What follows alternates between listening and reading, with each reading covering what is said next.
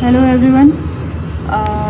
इस ब्लॉग में हम कवर कर रहे हैं रोड ट्रिप जो कि बेंगलोर से लखनऊ तक की है, और इसको हम लोग अपनी फीगो से कवर कर रहे हैं। और अभी बज रहे हैं सुबह के 9। हम लोग यहाँ से स्टार्ट हो रहे हैं अब। अभी तो देखिए 1.5 से 2 घंटे हम लोग को बेंगलोर सिटी क्रॉस करने में लग जाएंगे। तो जैसा होता है वैसा हम बताते हैं। Okay, bye bye. बेंगलोर से लखनऊ के लिए हम लोगों ने अपना ये रूट लिया है जो स्क्रीन पे दिख रहा है।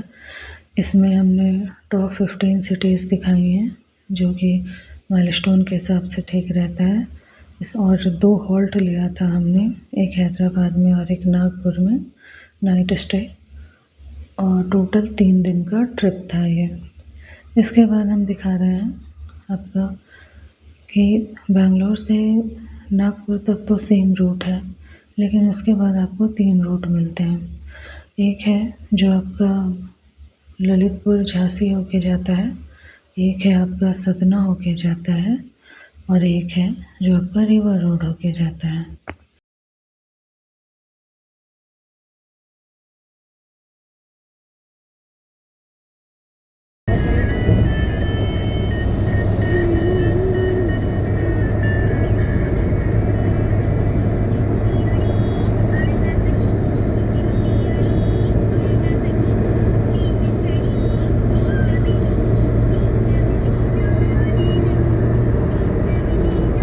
ये आने वाला।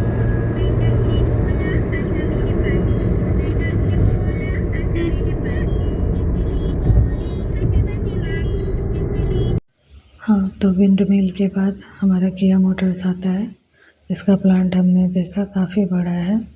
फिर अब हम लोगों को लग रहा था कि कहीं तो टी ब्रेक ले लें, तो टी ब्रेक के लिए हमें सामने ही दिखता है द बिग बैग। बहुत ही अच्छा रेस्टोरेंट था ये। यहाँ पे वॉशरूम भी बहुत ही नीट एंड क्लीन थे और खाना पीना भी बहुत अच्छा था।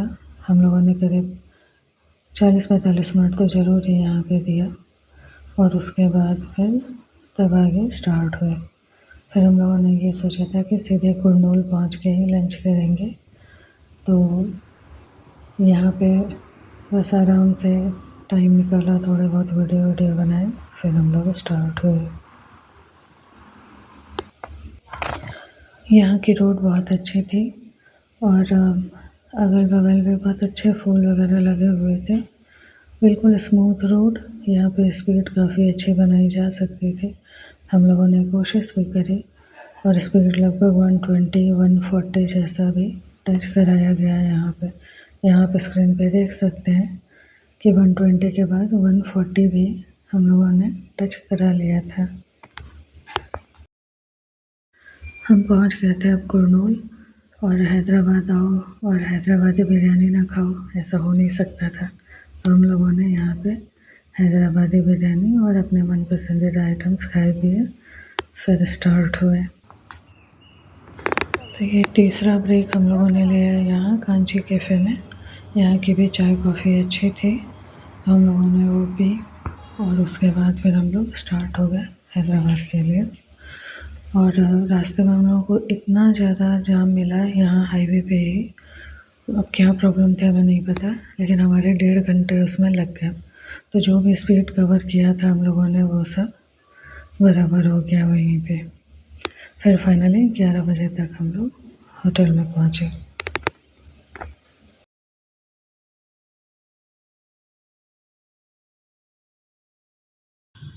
Hello friends. तो कल हैदराबाद पहुंचते पहुंचते हम लोगों को लगभग 11 बज गया, क्योंकि रास्ते में एक जगह बहुत ट्रैफिक थी। वहीं पे हम लोगों को 1.5 आवर लग गया लगभग उसको क्लियर करते करते। तो फिर आए हम लोग, खाए पिए सो गए। 12 बज गया था लगभग। अब हम लोग निकलने जा रहे हैं यहाँ से नागपुर के लिए, और लगभग 10 बज जाएगा निकलते निकलते। तो जैसा रहता है जर्नी हम लोग बताते हैं। और नागपुर से रूट है, यहाँ से नागपुर तक के बीच में लगभग निजामाबाद है फर्स्ट, फिर निर्मल सिटी है, फिर आदिलाबाद है, फिर नागपुर। तो यही रूट हम लोग फॉलो कर रहे हैं। तो ये है हैदराबाद सिटी। यहाँ से क्रॉस करना हम लोगों ने स्टार्ट किया। यहाँ आप देख सकते हैं कि स्पीड बनाने की कोई भी संभावना नहीं है।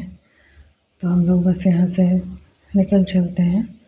और हम लोग वहीं होटल से ही ब्रेकफास्ट वगैरह करके चले थे, तो ज़्यादा परेशानी नहीं थी। अब बात है कि यहाँ की रोड्स जो हैं वो भी अच्छी थी, थोड़ी बहुत पैची थी कहीं कहीं, लेकिन इस पूरे रूट पे कहीं पे भी आपको चाय पानी का कोई भी अरेंजमेंट नहीं था, कहीं भी नहीं, दूर दूर तक। तो हम लोगों के पास जितने भी ड्राई आइटम्स थे हम लोगों ने वही सब खाए पिए और किसी तरह हम लोगों ने रोड कवर किया। हाँ, लेकिन ये है कि यहाँ पे हम लोगों को रास्ते में जैसे कॉटन की थोड़ी बहुत खेती देखने को मिली और व्यूज़ भी कहीं कहीं पे बहुत अच्छे थे। और स्पीड फिर भी यहाँ पे हमारी बनी रही ओवरऑल कांस्टेंट, कोई बहुत ज़्यादा प्रॉब्लम नहीं हुई थी। और सब कुछ ठीक था, बस वही है कि थोड़ा बहुत तो कुछ तो रेस्टोरेंट एक दो तो होने चाहिए थे, लेकिन कुछ भी नहीं था।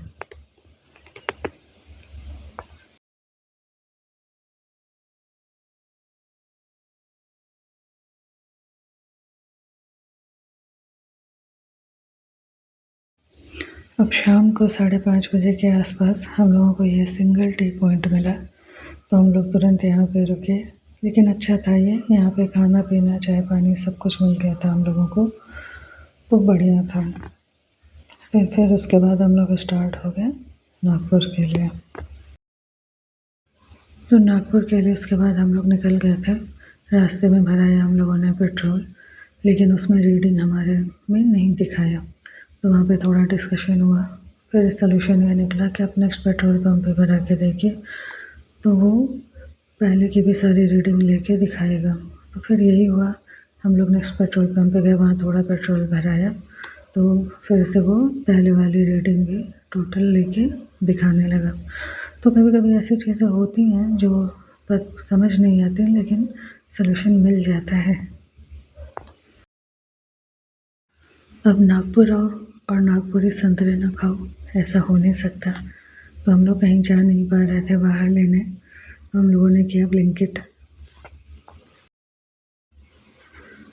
तो डे 3 जो है वो लगभग 800 किलोमीटर का ट्रिप था। तो इसमें हम लोगों ने सुबह सुबह ही 7-7:30 बजे तक निकलना ज़्यादा ज़रूरी समझा। फिर चाय पानी के लिए हम लोग रास्ते में रुके, वहाँ पे देखा बगल में अमरूद का पेड़ था, तो हम लोग उसे रहा नहीं गया, पहुँच गए अमरूद तोड़ने। तो यही थोड़े बहुत टाइम अच्छे स्पेंड हुए और हम लोगों ने अमरूद तोड़ा फाइनली लेके, फिर वहाँ से निकल लिए। तो नागपुर से निकलते ही तुरंत एमपी आ जाता है और फिर पूरे दिन एमपी ही चलता रहता है। सही मायने में देखा जाए तो पूरे रोड ट्रिप में सबसे ज़्यादा एरिया जो कवर होता है वो एमपी का ही होता है। यहाँ की रोड्स भी ठीक ठाक हैं, कहीं कहीं पे कर्वी हैं, लेकिन इस वजह से क्या होता है कि स्पीड बहुत ज़्यादा मेंटेन नहीं हो पाती है। और सबसे बड़ी परेशानी इस रूट की है कि इस पे दिन भर आपको ट्रक मिलते रहते हैं, दिन भर। तो ये सब चीज़ें हैं थोड़ी बहुत। व्यू ब्यूटीफुल है यहाँ का, अच्छे खासे जंगल देखने को मिलते हैं, पेड़ पहाड़ सब कुछ, और आगे चल के धान की खेती भी देखने को मिलती है। वैसे भी एमपी का तो चावल बहुत ही फेमस है। तो ये सब चीज़ें हम लोगों ने रास्ते में एंजॉय करी। कुछ दूर आगे निकलने पे चेकिंग चल रही थी, तो हमारे पास गाड़ी के सारे पेपर्स, ड्राइविंग लाइसेंस सब कुछ तो थे ही, लेकिन उसमें पॉल्यूशन सर्टिफिकेट रिन्यूड नहीं था, तो उसके लिए हम लोगों को फ़ाइन देना पड़ा। और फिर हम लोग पहुंच जाते हैं पेंच टाइगर रिजर्व, यहाँ से क्रॉस कर रहे थे। पूरे रास्ते हम लोगों ने अच्छा व्यू देखा है यहाँ पे, और यहाँ पे खाने पीने की भी अच्छी अरेंजमेंट थे इस पूरे रूट पे।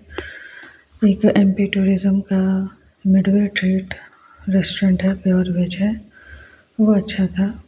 उसी का चाय पानी शाम को स्नैक्स के लिए भी हम लोगों को मिला। तो ये है लंच के लिए मिडवे ट्रीट, अच्छा था खाना पीना। फिर यहाँ से हम निकल जाते हैं।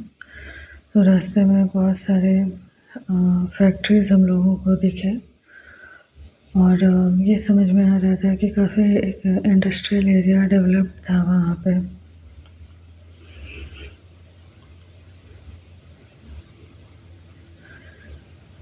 यही सब देखते, थोड़े बहुत वीडियोस बनाते हम लोगों ने काफ़ी एरिया कवर कर लिया था और लगभग शाम के 6:30 बजे तक हम लोग रीवा पे पहुंच भी गए थे। पहले सोचा था हम लोगों ने कि बहुत देर होगी तो रीवा में ही हम लोग एक स्टे ले लेंगे, लेकिन ठीक ठाक था, समय था हम लोगों के पास उसके बाद, तो हम लोग वहाँ से आगे कंटिन्यू कर लिए थे।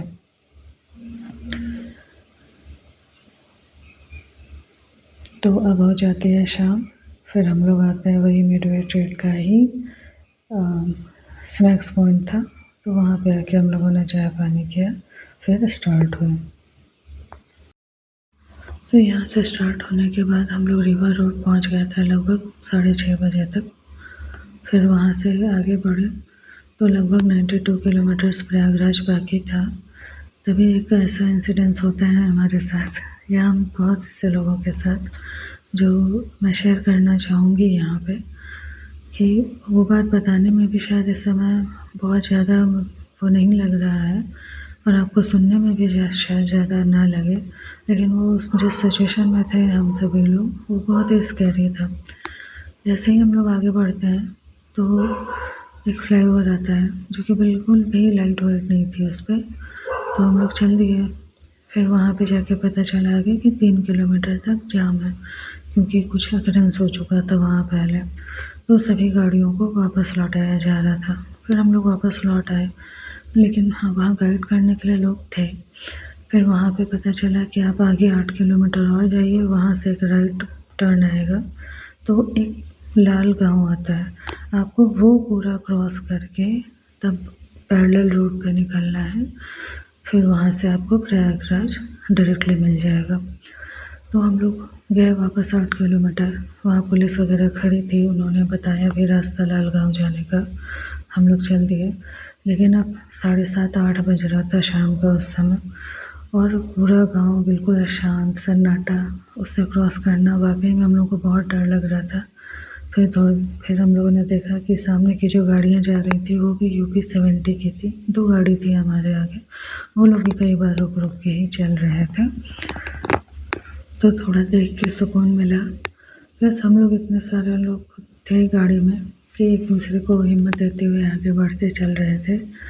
मेन पॉइंट क्या होता है कि रात में कोहरा भी था, थोड़ा सा कोहरा नहीं कहेंगे लेकिन हाँ धुंध जैसी थी थोड़ी बहुत, जिससे आपको बहुत कुछ दिख भी नहीं रहा था बाहर, और मुश्किल से 2 या 3 लोग हम लोग को पूरे गांव में बाहर दिखे जो थोड़ी बहुत आग जला के बैठे हुए थे।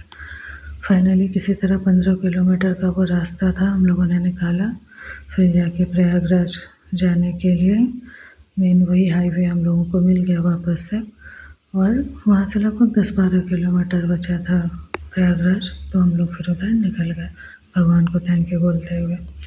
अब इसमें ये भी है कि जब हम लोग स्टार्ट हुए थे तो हमारा जो पेट्रोल है वो 89 DT दिखा रहा था, सब कुछ क्रॉस करते करते हम लोग का 40 DT था।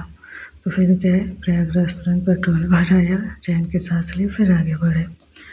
तो यहाँ आ जाते हैं हम लोग अपने नैनी ब्रिज पे, जो कि इतनी रात में शायद मैंने बहुत टाइम बाद ही देखा, और बहुत ही सुंदर लगता है ये। अपने टाइम में तो खैर बहुत ही सुंदर था भी। तो बस यही नैनी ब्रिज से क्रॉस करते हुए हम लोग प्रयागराज अंदर चले जाते हैं। फिर लगभग 10:30 बज गए थे प्रयागराज में आने पे, तो हम लोगों ने यहीं सागर रत्ना में डिनर किया और थोड़ा चैन की सांस ली, क्योंकि भाई वो जो इंसिडेंस गुजरा था अभी, वो हम लोग के दिमाग से निकल नहीं पा रहा था। फिर फाइनली हम लोगों ने वहाँ से आगे लखनऊ के लिए स्टार्ट हुए, और भैया रात की ड्राइविंग अच्छे कर लेते हैं, तो हम लोग फिर निकल गए फाइनली। और रोड भी बहुत अच्छी थी, हाईवे अच्छा था। फिर फाइनली लगभग 2:30 के आसपास हम लोग लखनऊ अपने घर पे पहुंच गए। तो ओवरऑल जर्नी कुल मिला के अच्छी ही रही, और बेस्ट ऑफ लक।